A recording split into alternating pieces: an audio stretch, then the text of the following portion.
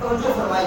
جناب جبریل امین نے عرض کیا یا رسول اللہ صلی اللہ علیہ وسلم آپ نے بہت اچھا کیا جو اس نوجوان کی طرف دیکھا ہے، کیونکہ جو بوڑھا ہے یہ بخت ہے اور جو ڈھیر عمر ہے یہ دولت ہے، جو نوجوان ہے یہ عافیت ہے. آپ نے نوجوان کی طرف نگاہ فرما کے اپنی امت کے لیے آپ نے اللہ تعالیٰ سے عافیت طلب فرما لی ہے. اے حضور آپ کو مبارک ہو، اب آپ کی امت قیامت تک عافیت میں رہے گی، سلامتی میں رہے گی. حضور آپ کو مبارک ہو. آگے حضور سفر کرتے کرتے مسیح چلتے ہیں، کیا دیکھتے ہیں؟ ایک اور مشاہدہ کیا، چھوٹا پتھر ہے اس سے بہت بڑا بیل پیدا ہوتا ہے. پھر وہ بیل اس پتھر کے اندر جانا چاہتا ہے مگر جا نہیں سکتا.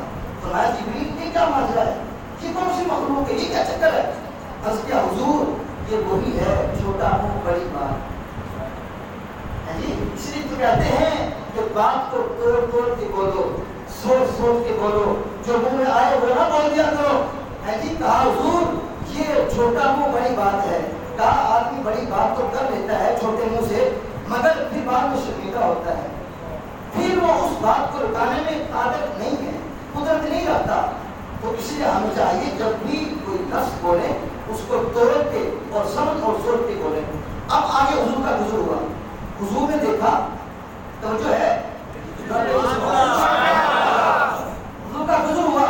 حضور نے دیکھا ایک شخص ڈول کنویں کے اندر ڈالتا ہے پانی نکالنے کے لیے مگر ڈول خالی لوٹتا ہے. کہا جبریل یہ کیا، یہ کیا؟ کہا حضور یہ ریاکاری کرنے والا ہے، یہ دکھاوا کرنے والا ہے. اگر مسجد میں پیسے دیتا ہے تو دکھا کے دیتا، دیکھو میں نے اتنے پیسے مسجد میں دیے. اب ہر آدمی یہی سوچتا ہے میری بلے بلے واہ واہ ہو جائے، لوگ کہیں گے فلاں فلاں فلاں فلاں بہت بڑا سخی ہے، فلاں بہت بڑا صدقہ کرنے والا ہے، فلاں بندے نے جناب فلاں بیٹیوں کی 3 شادیاں کر دی. صاحب سنیے، ریاکاری کرنے والے کے پلے کچھ بھی نہیں ہے، چاہے وہ جو مرضی کر لے. یہ اللہ کے محبوب نے مشاہدہ کیا شب معراج کے رات. کیا فرمایا؟ ایک شخص کنویں میں جناب ڈول ڈالتا ہے، نکالتا ہے، خالی نکلتا ہے، خالی نکلتا. کہا یہ کیا ماجرا ہے؟ کہا حضور یہ ریاکاری کرنے والا ہے، یہ دکھلاوا کرنے والا ہے. اس نے جناب اتنے حج کیے، اتنے عمرے کیے، اتنے جناب بیوہ اور اتنی بچیاں تھیں ان کی شادیاں کروائی، اتنا لوگوں کو راشن لے کے دیا. مگر جب نیک کام کرتا تھا کہتا تھا میں نے جناب فلاں کی بیٹی کی میں نے شادی کروائی ہے، میں نے اتنا جہیز دیا، اتنا میں نے راشن دیا. کہا بس یہ بات کرتا تھا سارا کچھ ضائع.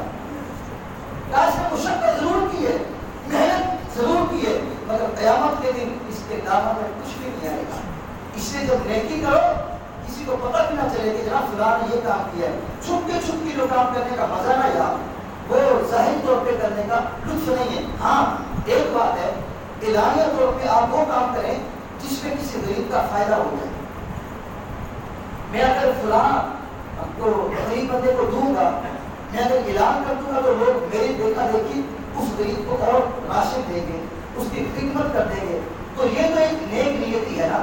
اگر دکھلاوا ہے میری بلے بلے ہو، میری بلے بلے ہو، سارا محلہ تلے تلے ہو، تو کہا بھی سے کچھ نہیں ملے گا. آگے چلیے آگے چلیے. اب حضور کا گزر ایک ایسے گروہ سے ہوا کہ ایک شخص کے سر کو فرشتے پتھروں سے توڑ رہے ہیں، اس کے سر کو توڑ رہے ہیں. کہا جبریل یہ کون ہے، اس کو سزا کیوں مل رہی ہے؟ کہا حضور یہ بے نمازی ہے.